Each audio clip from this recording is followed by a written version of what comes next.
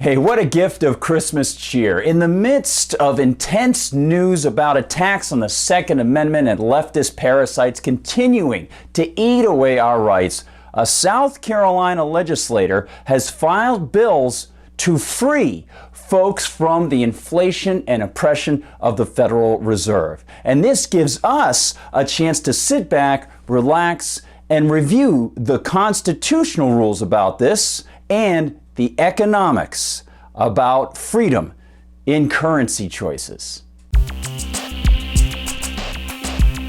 Hi everyone, I'm Gardner Goldsmith for MRC-TV. And imagine living in a land called the land of the free, but politicians are threatening you with imprisonment if you don't use the currency they mandate. Imagine that by, say, leaving the monopoly of currency in the hands of politicians or a central bank that they say is the only one that can create this particular money.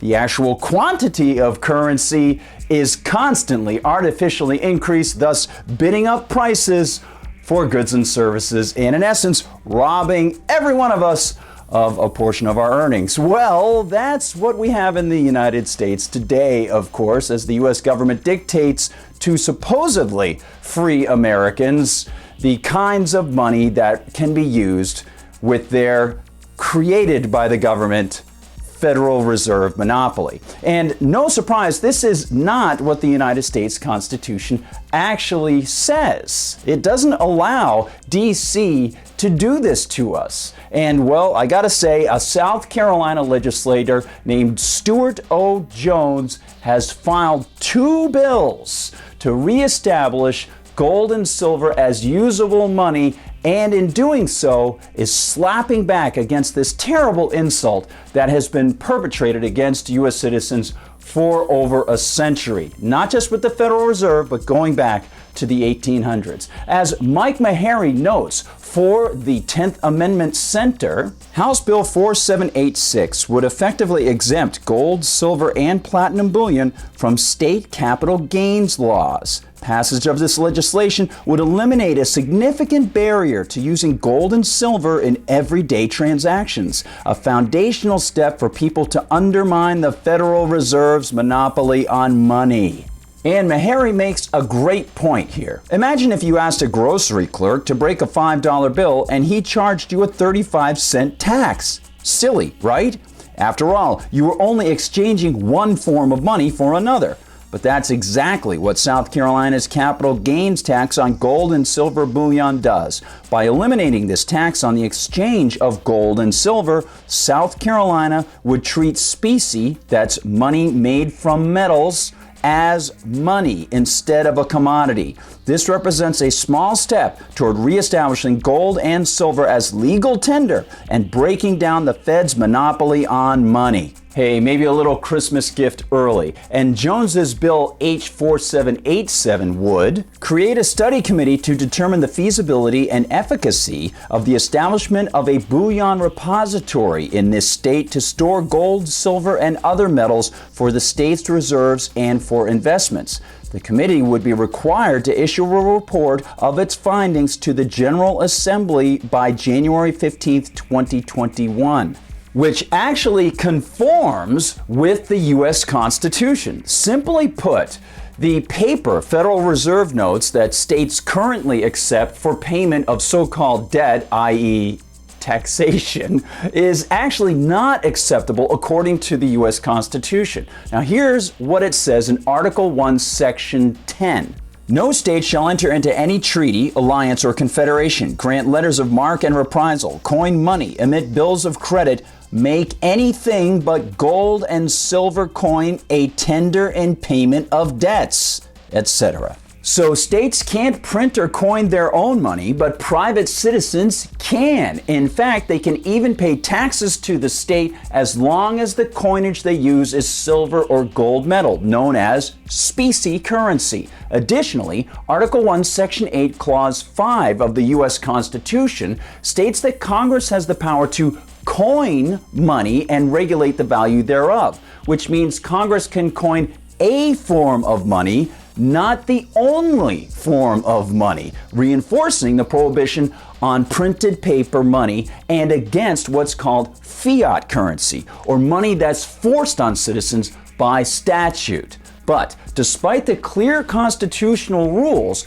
politicians throughout U.S. history have skirted the Constitution and tried to skirt economics as well by printing and mandating that people use their printed money. Abe Lincoln was the first to do it, as Philip Newcomer reveals for the Foundation for Economic Education. President Lincoln signed the first Legal Tender Act on February 25, 1862.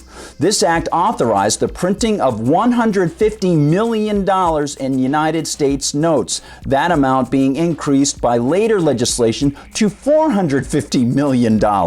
These notes were declared to be, quote, lawful money and legal tender in payment of all debts, public and private, within the United States, except duties on imports and interest on the public debt. Because they were printed in green ink, the United States notes quickly became known as greenbacks. Of course, anyone with the capacity to read could see that Abraham Lincoln's move was wildly unconstitutional. In fact, since the Constitution forbade states from accepting any payments except in coin, many state governments wouldn't accept the paper greenbacks. This, Newcomer explains, led to a titanic Supreme Court ruling in 1868. In Lane County v. Oregon, 74 U.S. 71, 1868, the Supreme Court placed a restriction upon the application of the Legal Tender Acts, holding that states may require payment of taxes to be made in specie rather than in United States notes. And less than a year later, the Supreme Court ruled on Abraham Lincoln's greenbacks themselves. In 1869, Hepburn v. Griswold came before the Supreme Court. On February 7, 1870, the court, by a 4-3 vote, upheld the earlier decision of the Court of Errors of Kentucky. In so holding, the court clearly rejected the constitutionality of the congressional legal tender legislation. Ironically, the majority opinion was written by Chief Justice Salmon P. Chase, who, as Lincoln's Secretary of the Treasury, originally endorsed the first Legal Tender Act. Indeed, Newcomer notes that Chief Justice Chase had this to say. Chase found no expressed congressional legal tender power within the text of the Constitution. And Chase went on to note the inflationary tendencies of fiat money, as well as observing that any government mandate for people to use such currency, i.e., any mandate forbidding a free market in currency choices, actually broke provisions of the Bill of Rights. Quote, by requiring the repayment of debts in a depreciated medium of exchange, the Legal Tender Acts impaired the obligation of contracts. Creditors, therefore, were denied property by Congress without due process of law. Chase declared the legislation to be nothing less than a violation of the Due Process Clause of the Fifth Amendment. But get this, the very day that the Hepburn v. Griswold decision was announced, President Grant nominated 2 new justices to fill vacancies, and a year later, the precedent was actually overturned, which leaves us where we are today. Whether the United States government issues the money itself, a la Abraham Lincoln's greenbacks, or the government creates a monopoly bank like the Federal Reserve Act did in 1913, there is no enumerated power giving politicians the prerogative to monopolize the currency that we, supposedly free people, use in our everyday transactions. And the Constitution prohibits states from taking anything except gold and silver coins. So, hats off right now, if I had one, to Republican State Representative Republican Stuart Jones in South Carolina. He is a man who clearly gets it, and he understands economics and the supposed rules of the U.S. Constitution. Thank you, Representative, and thank you, everybody, for watching. I hope you enjoy the holidays. Don't forget to like and subscribe. Check out some history, tell your friends, and thanks for joining me here right now. For MRC TV, I'm Gardner Goldsmith.